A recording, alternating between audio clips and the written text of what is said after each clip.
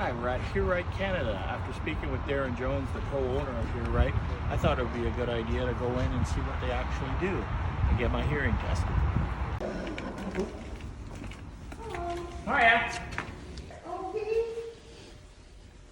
Now we're here inside a clinic room at Hear Right Canada in Oshawa, and we're here with Vivica. Yes.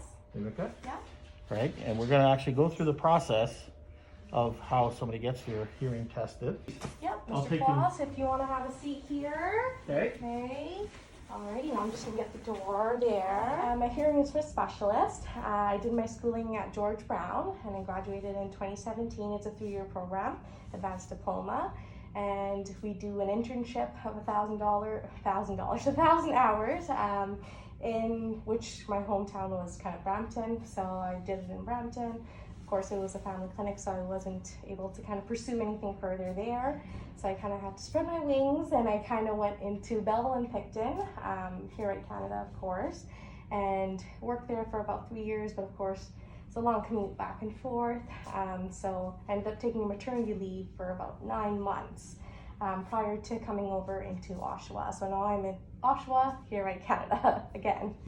What gravitated you to the profession? Yeah, so my dad had ALS.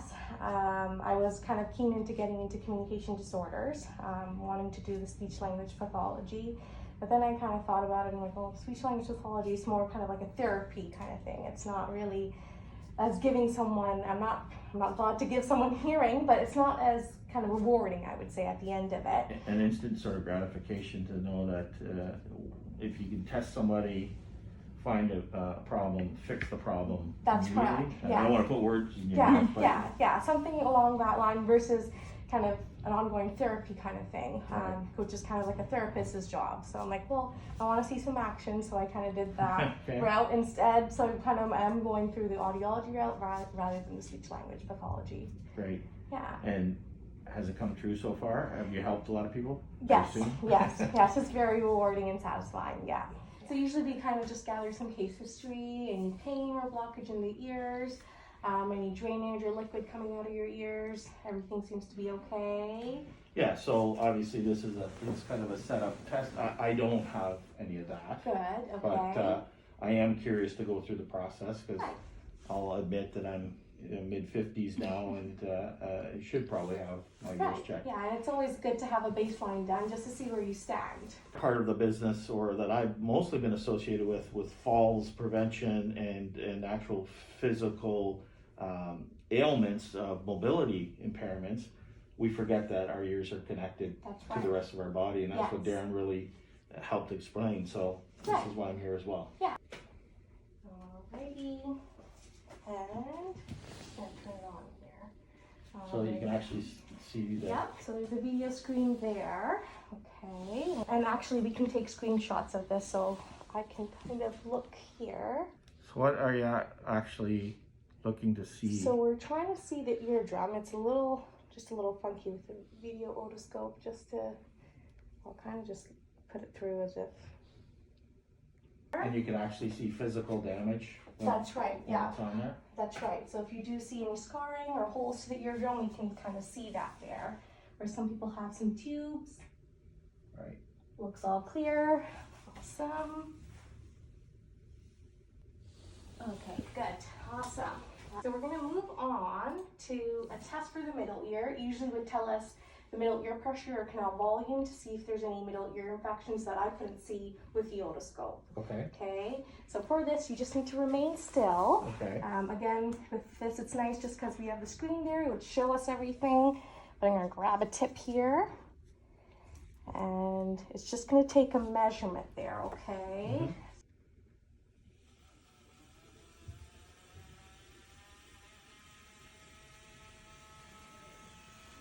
There.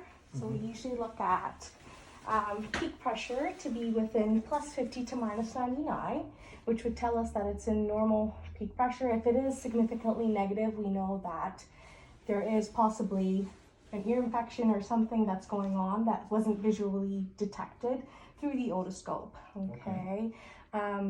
But again, just kind of middle ear measures that we would take a look at just to see if everything's okay and if we can proceed on to the next test in the booth.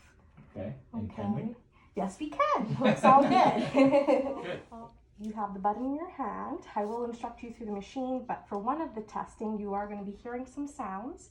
It'll get softer and softer every time you hear the sound if you can press and release the button. Okay. But like I said, this piece will be in your ear so you can hear the sound. Your left ear, how do I sound there? Okay. And if I go up a little bit, that sounds better there. Good. Going up a little bit more. Is that getting a little loud or is that comfortable there? Okay. Going up a little bit more. That's getting a little loud there, would you say? Okay. So if I take it down a little bit, how do I sound there? Good. Good volume to watch TV. Good. Okay, speaking to you in both your ears, how do I sound? Good. So we're going to be moving on to the test with the button.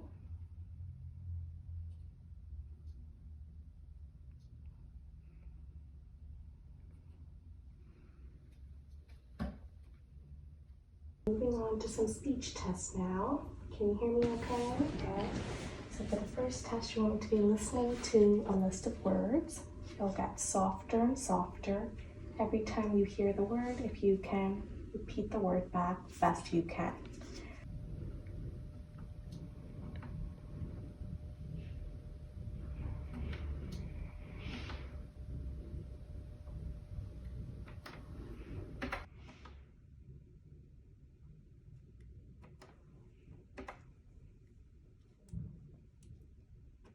Okay, that was very good. We're going to be moving on to another speech test now.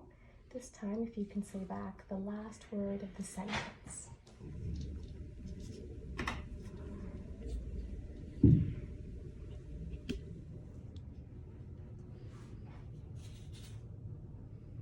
That's right.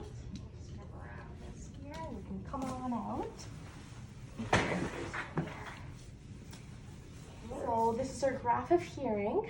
It's called the audiogram. On this side here we have the hearing level, and at the bottom we have the frequencies or different tones. Okay, so ranging from low tones, which are men's voices, bassy tones, to high-pitched women's, children's voices on this end. And here we have the scale as it goes down. You prefer it to be louder. Okay, in terms of hearing level. The circles are for the right ear, the X's are for the left ear.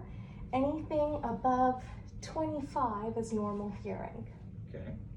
Somewhere between, I guess if we see 35 going into 50, but it should be from kind of 2K onwards. So 2K, 35, and then everything else is kind of below that. Then That's when someone should look That's right. seriously at. Yeah.